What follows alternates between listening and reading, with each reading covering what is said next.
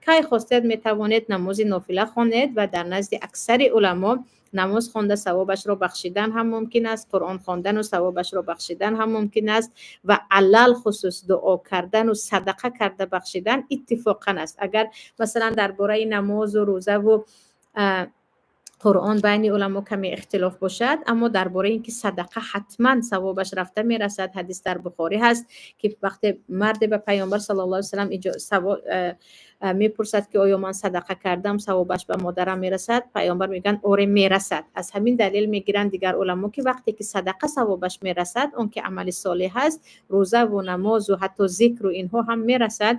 ان شاء الله که کدام وقت که بجز همین 3 وقت مکروه نماز 2 رکعت نافله خوندید و خدایا ثوابش را به مادرم بخشیدم گفتید میرسد، علل خصوص دعای فرزند صالح همچون صدقه جاری هست که به مادرتان رفتن میگیرد. و چه خوش است خواهران عزیز، برادران عزیز، وقتی که ما فرزند داشته باشیم که پس از ما برایمان دعا کنند، پس از مرگمون ما رو فراموش نکنند، در یادشان باشیم که این عزیز من رفت، برای او باید دعای خیر کنم، باید برایش هدیه بفرستم.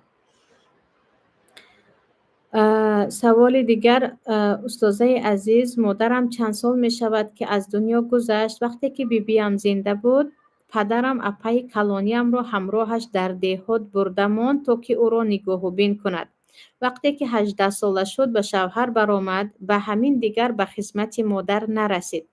خلاصه گپ این است که در دلش المی زیاد مانده است، به حد زیاد گریه میکند.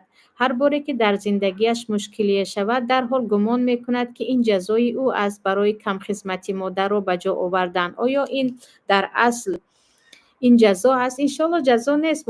مادامی که خواهر شما برای نگاه و بینی بیبی رفته بود، بیبی هم حق مادری دارد.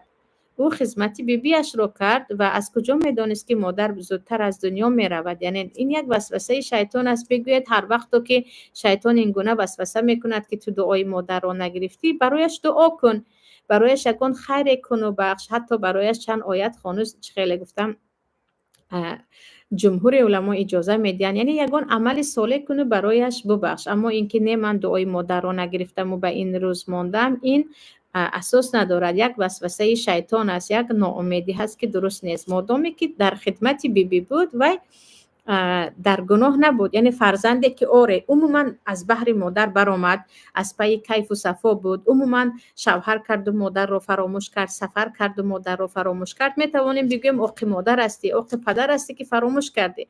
اما نه وقتی که بیچاره در خدمت بیبی بود و بعدن به شوهر برآمد. ان شاء الله